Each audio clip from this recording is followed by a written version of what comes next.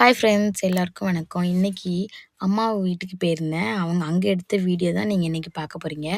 அம்மாட்ட கருவாடு குழம்பு செஞ்சு தாங்கன்னு கேட்டேன். அதனால் கருவாடு வாங்குறதுக்கு அப்பாவும் என் பையனும் கிளம்பிட்டாங்க கூடையை தூக்கிட்டு.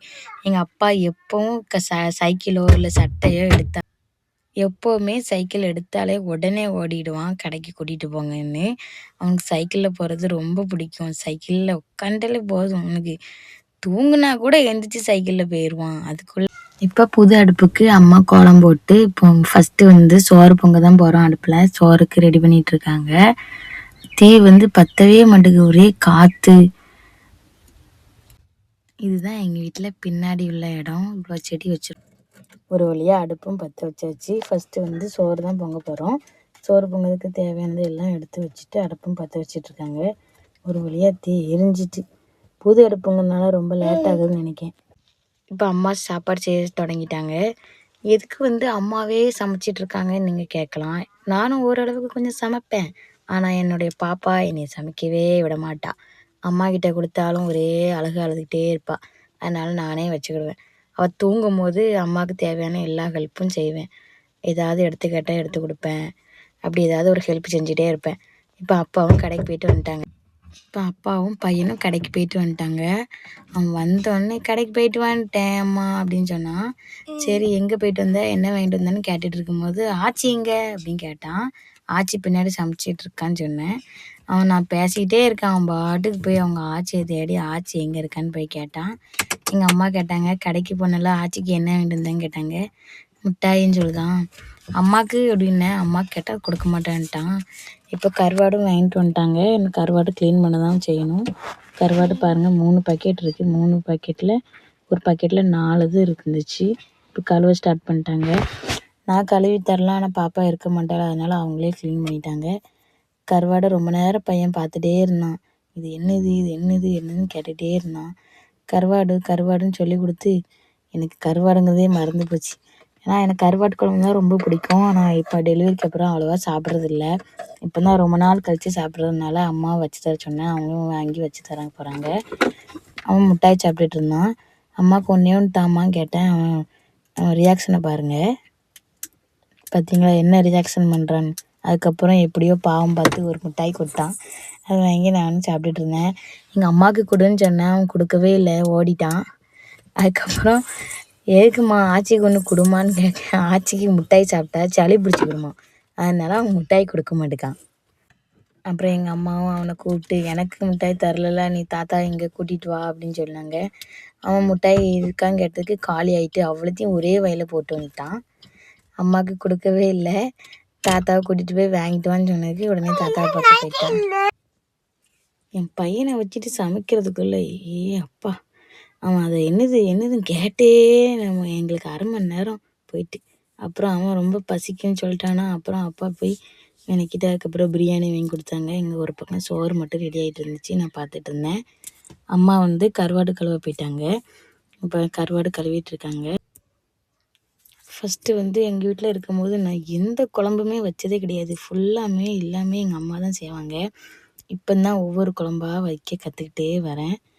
ஆனால் இப்போவும் நான் கருவாட்டு குழம்பு ரொம்ப சூப்பராக வைப்பேன். ஆனால் அதை நான் மட்டும் தான் சாப்பிட முடியும். இப்போ அம்மா கருவாட்டு நல்லா கழுவி க்ளீன் பண்ணிகிட்ருக்காங்க. எப்படா வச்சு தருவாங்கன்னு உட்காந்து பார்த்துட்டே இருந்தேன். அதுக்குள்ளே எல்லாம் ரெடி பண்ணி வச்சுட்டேன். நான் எல்லாம் எடுத்து கொடுத்தேன். சின்ன வெங்காயம், தக்காளி, மாங்காய், அப்புறம் கத்திரிக்காய். எங்கள் வீட்டிலே கருவேப்பிலை மரம் இருக்குது. வீடியோவில் காட்டுறேன் பாருங்கள். கட் பண்ணிகிட்டே இருக்கும்போது என் பையன் மறுபடியும் பேச்சு கொடுக்க வந்துட்டான். எங்கள் அம்மா கேட்டாங்க, மோட்டரில் குளிச்செல்லாம் எப்படி குளிச்சான்னு கேட்டதுக்கு அவன் சொல்கிறது ரியாக்ஷனை பாருங்கள். மூக்கு பொத்தி முங்கி குளிச்சானா. அப்புறம் நானும் அவன் கூட வீடியோ எடுத்துகிட்டே கொஞ்சம் பேச்சு கொடுத்துட்டே இருந்தேன்.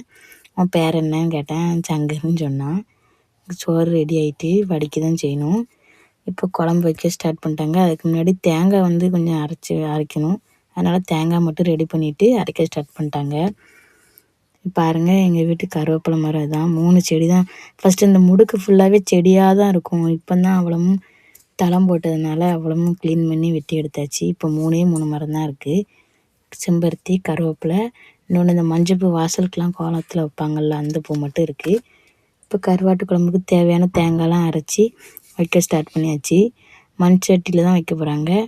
ஃபஸ்ட்டு ஒரு மண்சட்டியில் எண்ணெய் ஊற்றி கடுகு வெந்தயம் போட்டு நல்லா பொரிஞ்ச ஃபஸ்ட்டு நாங்கள் வந்து கிச்சன்லேருந்து எல்லாமே முதல்ல எடுத்து வச்சுக்கிடுவோம். பக்கத்துலேயே கிட்ட எல்லாம் தேவையானது எல்லாம் தண்ணி, புளி, தேங்காய் எல்லாமே ரெடியாக வச்சுக்கிட்டு தான் சமைக்க ஆரம்பிப்போம். இப்போ சின்ன வெங்காயம், பச்சை மிளகா, தக்காளி, கருவேப்பிலை எல்லாம் போட்டு நல்லா வதக்கிக்கிட்டாங்க. ஃபஸ்ட்டு வந்து நல்லா வதக்கிட்டு தான் ஃபஸ்ட்டு எல்லாமே அடுத்து சேர்ப்பாங்க. அம்மா வந்து சமைக்கிறதுலையே எனக்கு அசைவமே எல்லாமே பிடிக்கும். ஆனால் சைவத்தில் சாம்பார் மட்டும்தான் ரொம்ப பிடிக்கும். சாம்பார் தான் நல்லா வைப்பாங்க. என்றைக்குமே செவ்வாய், வெள்ளி அந்த கிழமை போனாலும் சாம்பார் வச்சாலே நான் வீட்டுக்கே கொஞ்சம் எடுத்துகிட்டு வந்துடுவேன். இப்போ நல்லா வதக்கியாச்சு. இப்போ அதில் வத்தப்பொடி, மல்லிப்பொடி, கொஞ்சம் உப்பு மட்டும் சேர்த்து நல்லா வதக்கிக்கிட்டாங்க. மறுபடியும் பையன் வந்துட்டான். இவனை வச்சுக்கிட்டு சமைக்கிறதுக்குள்ளே வந்து என்ன செய்தேன்னு ஒரே கேள்வி தான். எங்கள் அம்மாவும் அப்படியே பதில் சொல்லிக்கிட்டே சமைச்சிட்டே இருந்தாங்க. ஒரு பக்கம் ரொம்ப காற்று, அடுப்பு எரியவே இல்லை. இப்படியே ஒரு வழியாக கருவாட்டு குழம்பு வச்சு சமைக்கணும்னு சொல்லிட்டு சமைச்சிக்கிட்டு இருந்தாங்க.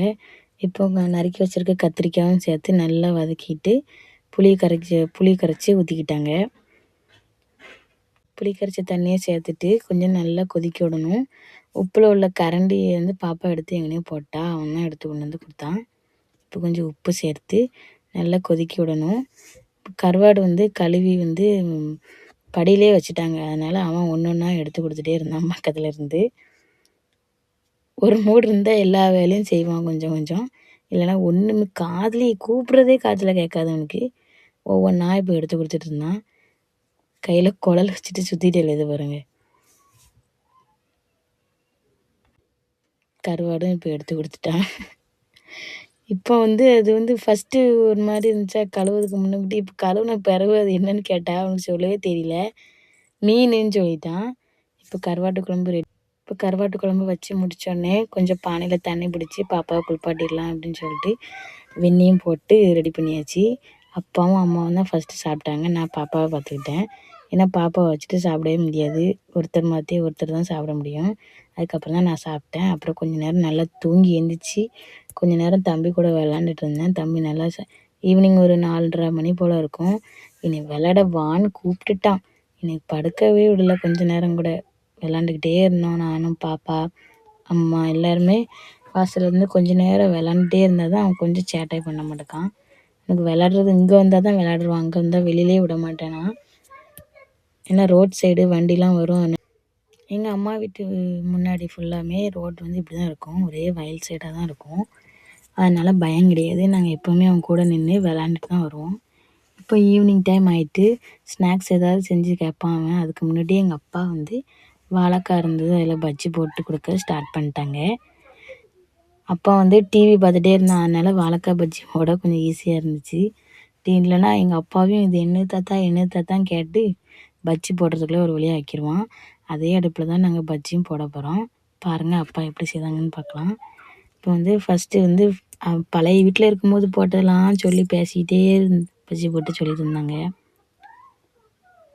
இப்போ பஜ்ஜி போட ஸ்டார்ட் பண்ணியாச்சு. எல்லாமே மாவு எல்லாமே ஃபஸ்ட்டு ரெடி பண்ணி தான் வச்சுட்டு தான் அங்கே கொண்டு வந்தோம். இப்போ தீ பற்ற வச்சு சட்டியில் எண்ணெய் ஊற்றி இப்போ பஜ்ஜி போட ஸ்டார்ட் பண்ணிட்டாங்க. இந்த பஜ்ஜி, சிப்ஸு மற்றபடி எல்லாமே அப்பா தான் செஞ்சு தருவாங்க. ஸ்நாக்ஸ் ஃபுல்லாக அப்பா, சமையல் ஃபுல்லாக அம்மா.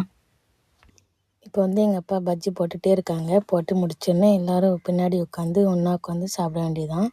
இப்போ என் பையனுக்கு வந்து பஜ்ஜி போடுறது தெரியாது. தெரிஞ்சிருந்தேன்னா ஓடி வந்துடுவான். அவன் உள்ளே டிவி பார்த்துட்ருக்கான். ஃபஸ்ட்டு அப்பா வந்து அம்மாவை கூப்பிட்டு நீ டேஸ்ட் பாரு அப்படின்னு சொன்னாங்க. அம்மாவும் டேஸ்ட் பார்க்க ரெடி ஆகிட்டாங்க. இப்போ டேஸ்ட் பார்க்க போகிறாங்க. எப்படி இருக்குன்னு தெரியல. ஏன்னா மாவு மிக்ஸ் பண்ணது வந்து நான் தான். அதனால் எப்படி இருக்குன்னு தெரியல. அப்பா டேஸ்ட்டு பார்த்துட்டு நல்லா இருக்குன்னு சொன்னாங்க. இந்த வீடியோ பிடிச்சிருந்ததுன்னா லைக் பண்ணுங்கள். மறக்காமல் சப்ஸ்கிரைப் பண்ணுங்கள். நெக்ஸ்ட் வீடியோவில் பார்க்கலாம்.